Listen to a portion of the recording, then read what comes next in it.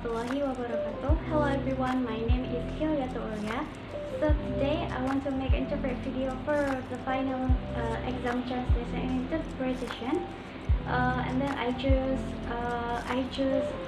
the video about how much sleep do you really need by what marker. And I hope you enjoy it. And let's see the video. For the average adult, the current recommendation is somewhere between 7 to 9 hours of sleep a night. And what we've been finding from large-scale epidemiological studies is that using that reference point of 7 to 9 hours, once you start to drop below that, your mortality risk actually starts to increase. In fact, the Center for Disease Control in the United States, or the CDC, they stipulate a minimum of 7 hours of sleep a night for the average adult. Rekomendasi terbaru untuk rata-rata orang dewasa adalah 7 hingga 9 jam dalam semalam. Dan berdasarkan penemuan dari studi epidemiologi berskala besar bahwa dengan tidur 7 sampai 9 jam. Sekali saja Anda kurang dari itu, resiko kematian Anda akan meningkat. Faktanya, Pusat Pengendalian Penyakit di Amerika Serikat atau CDC menetapkan durasi tidur minimum 7 hingga 9 jam bagi orang dewasa. In other words, the shorter your sleep, the shorter your life. But it turns out that it's not quite a linear relationship as you would expect. It's not as though the more and more that you sleep, the lower and lower your mortality risk is. In fact, something strange happens. Once you get past 9 hours, you actually start to see a rise back up in mortality risk, which seems rather strange and peculiar. And scientists have actually put forward at least 2 different explanations. Dengan kata lain, semakin pendek durasi tidur Anda, semakin pendek juga hidup Anda.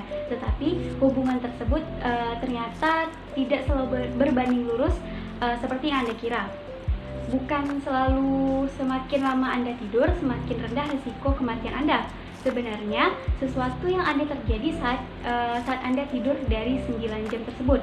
Sebenarnya, risiko kematian juga meningkat yang mana terlihat aneh dan unik.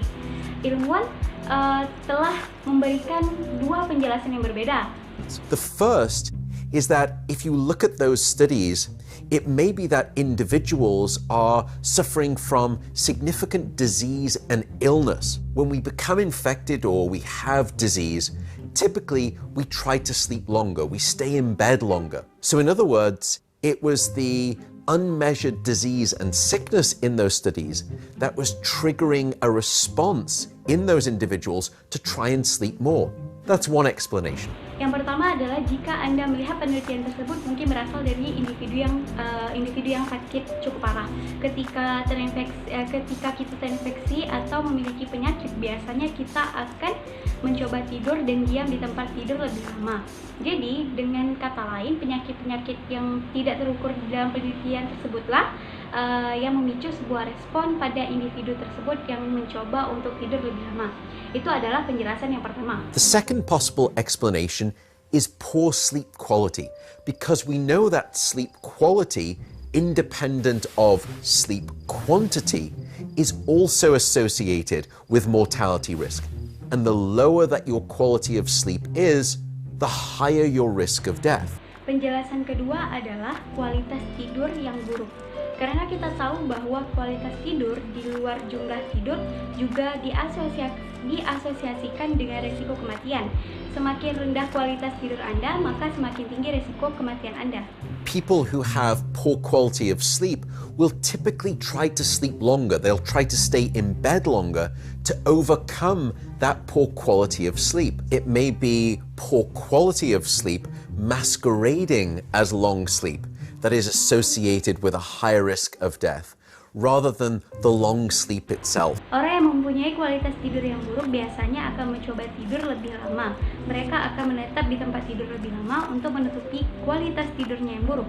Bisa jadi ini kualitas tidur yang buruk menyamar sebagai tidur panjang yang diasosiasikan dengan risiko kematian yang lebih tinggi. But if we take a step back and think about society overall, I think modernity is constantly pushing us to perhaps work long hours and therefore neglect our sleep. But if we want to be around long enough to get the benefits and the fruits of all of that hard labor, we may want to think about starting to prioritize our sleep some more.